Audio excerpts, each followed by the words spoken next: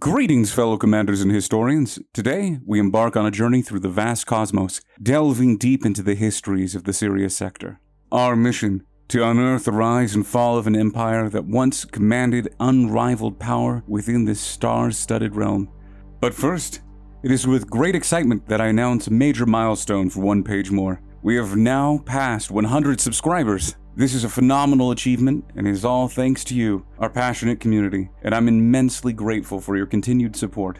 To celebrate this milestone, I've put together a 100 subscriber special and a little something extra for all of you. Check the link below for more details. I've been watching our latest community poll unfold with bated breath. This time it looks as though Age of Fantasy was set to steal the show. But in an epic twist, the Elven Empire enthusiasts launched a full-scale blitz, shifting the tides and claiming a landslide victory. But before we dive into the enthralling world of the Elven Empire, here's a quick reminder. If you find this content enjoyable, please hit the like button and consider subscribing to our channel. Your support fuels our exploration of these cosmic mysteries. Now your voices have been heard, your votes counted, and it's time to sate your curiosity. We're embarking on a cosmic adventure like no other. In our previous explorations, we visited powerful factions, beheld grand empires, and witnessed tragic falls. But none of them can quite compare to the spectacle of the Elven Empire. Get ready, the journey begins now.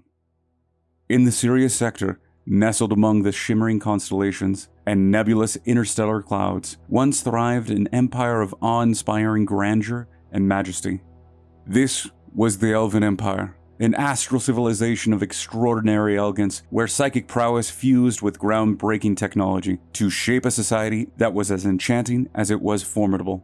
Regal high towers, structures of harmonious design and precision, punctured the skyline of numerous planets, casting long, slender shadows that danced with the movement of alien suns. The psychic energy emanating from these metropolises was palpable, for the Elven Empire was guided by a nobility whose psychically gifted members could peer into the minds of their subject and shape the threads of destiny itself. At the very top of this high society was the ruling Council of Seers, composed of the most powerful psychic elves from the Elven nobility. These esteemed individuals were often from venerable and influential Elven families, their power rooted in psychic abilities, economic influence, or military force, and often a blend of all three. Beneath the nobility were the Elven commoners, forming the backbone of the empire. Although psychic abilities were present among them, only the wealthy or those associated with nobility had their talents nurtured. These commoners were the settlers, the laborers, the lifeblood of the empire, stretching its tendrils across the stars. Yet, this ambitious growth eventually spread their resources thin, especially the labor. The Elven Empire's expansion seemed unstoppable, but their growth rate began to outstrip their ability to manage their holdings. Scholars throughout history have been faced with the question of why, but the answer still remains elusive. Maybe their natural birth rate reached an upper limit, or their expansion was too swift to sustain, or perhaps conflict took a heavy toll, leaving not enough elves to populate their new territories. This struggle, however painful, could not stall the expansion of the Elven Empire into the dominant power within the Sirius Sector. It was a civilization poised on the edge of prosperity or collapse, with its fate interwoven with the threads of its own ambitious design. The Elven nobility, driven by the desire to continue their empire's growth, were faced with a problem. Despite their effort to bolster their population, they were failing to match their expansive ambitions. They needed a solution, and they found it, not in organic life, but in the lifeless. Their answer were robots. Crafted by their advanced technology and augmented with their psychic powers, these robots were envisioned to supplement their society, to carry the weight of the Empire's labor. This project was likely carried out in secret, restricted to the highest echelons of the Elven nobility. But over time, the robots evolved, becoming increasingly sophisticated. They stepped out of the shadows of secrecy, taking up their place in the society, an undeniable testament to the Elven technology and psychic prowess. This move was revolutionary, the dawning of a new era, where organic and mechanical life coexisted, shaping the future of the Elven Empire. Now, the introduction of the robots marked a significant turning point in the Elven society. From manual labor to complex tasks, these mechanical marvels found themselves interwoven into every aspect of elven life. The Empire thrived, stretching forth and growing stronger, all under the watchful gaze of the elven nobility. The Empire swelled, and soon robots became its most predominant demographic. Entire industries were exclusively run by them. Yet, as the Empire prospered, not everyone shared in its wealth. The nobility no longer needed the commoners to fuel their prosperity. Power, once divided, now rested solely in the hands of the upper class, and the common folk found their influence diminishing. Skills that were once passed from generation to generation, from master to apprentice, were lost as robots replaced traditional elven crafters. The commoners, once the backbone of the Empire, were now marginalized, surviving in the gaps between the nobility's interests. Despite the plight of the common elf, the Empire continued to flourish, propelled forward by the tireless efforts of its new mechanical population.